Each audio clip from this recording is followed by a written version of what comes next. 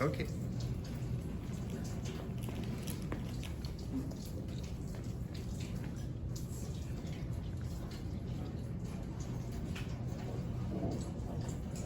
Hi, I'm Lorenzo Dietrich.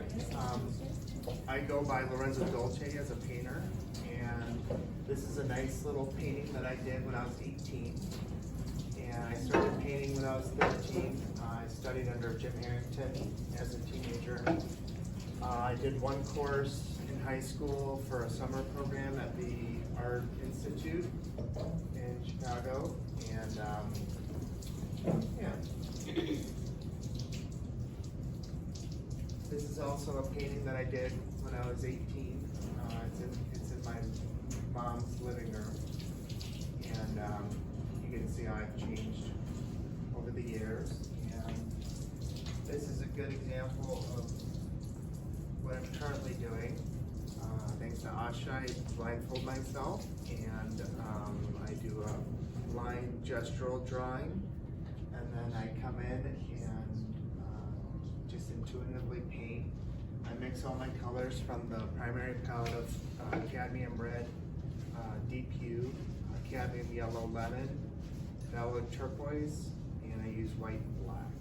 And then I'm also experimenting with oil pastel, oil markers, and oil sticks. And what I do in part of the process that Mary has helped me with is now I'm taking the canvas after the first layer and flipping it for the second layer, coming in with a second blind contour drawing. And then I like to go up to 3 layers, doing that, 3 to 4 layers.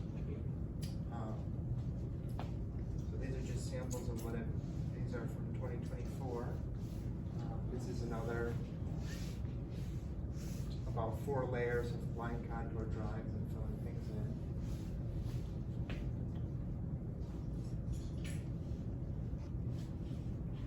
My brother said this reminded him of Basquiat, but I don't know. So yeah, this is what a painting looked like before I started doing the blind contour and just was doing gestural drawings and filling in colors and shapes.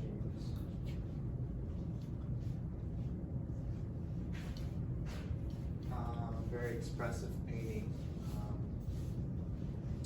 This one, there's not as many lines, it's just more like expressive paintbrush work and mixing of color. This one I did in class, and it's hanging at my mom's house. This has the tentacles that I was using, and you'll see those tentacles as a repeated motif throughout some of the work that I was doing that year. And just again, bright colors, fun, kind of very surreal feeling. Right here in this section, there's decalcomania, where I take plastic wrap and I do a dark layer and then I paint a lighter layer on top. Take the plastic wrap and put it on top and then peel it back. It gives these wonderful textures. I really like this painting. This has a lot of oil marker, which came out really cool, and it's hanging in my dining room.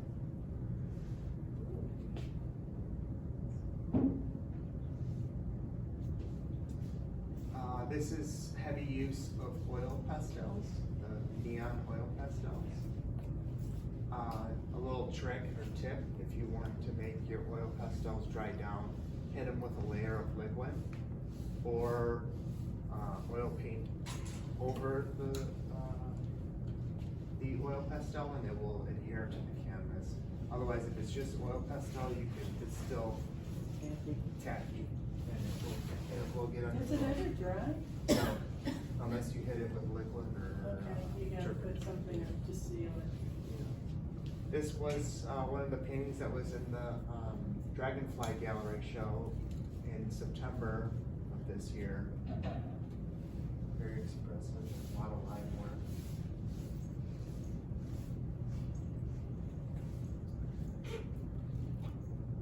There's this piece, again 2024.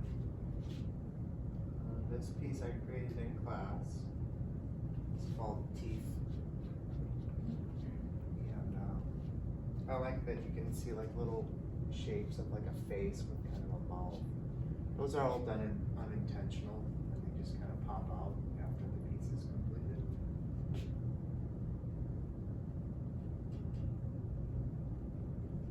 Another piece. I really like the 24 by 36 size canvas. It's Yeah, it seems to suit it's what yeah, you're doing. it's big enough yet That you small can get enough. into it. Yeah, it's big enough you can get into it, but small enough to where you can display it in a. Yeah, and you can get out of it easily. Yeah. This one is called Tentacle Road, and I did this in class. Nice. It was really fun to paint. Yeah. My mom has that one as well. This one's called Silhouette, and that was in the German show last year. Yeah. No. Yeah, something like that. This year or last year.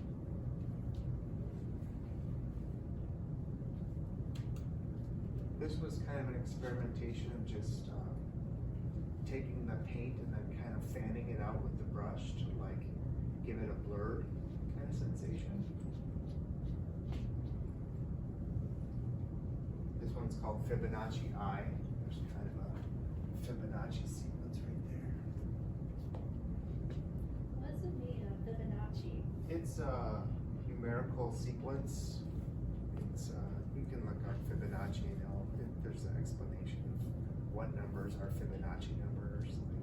Yeah, perfect numbers. It's like the golden mean and all that good stuff. This one I did in class. It's called Yellow Mountain. I like it. This one was in the Merit Scholarship Show.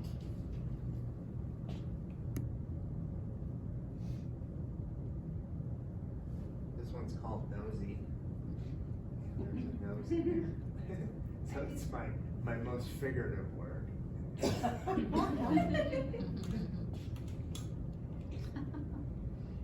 This one's called Underneath the Sea, and if you want to see it in person, it's hanging in the hallway for the Art Merit Scholarship Show.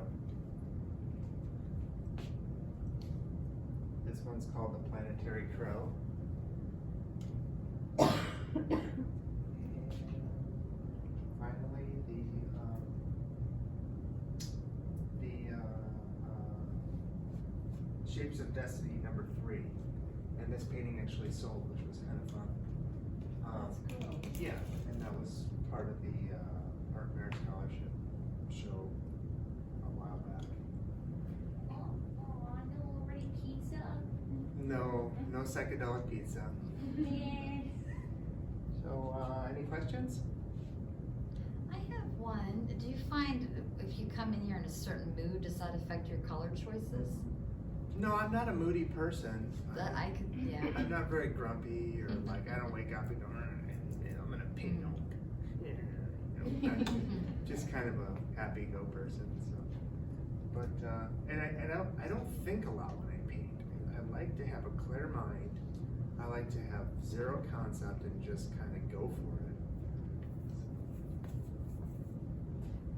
What inspires you? Me, what inspires me is looking at other artists, art history, reading, listening to music. I listen to music when I paint.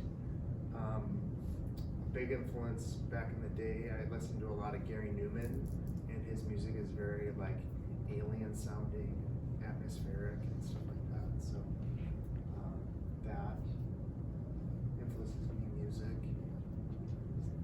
Another big influence is travel.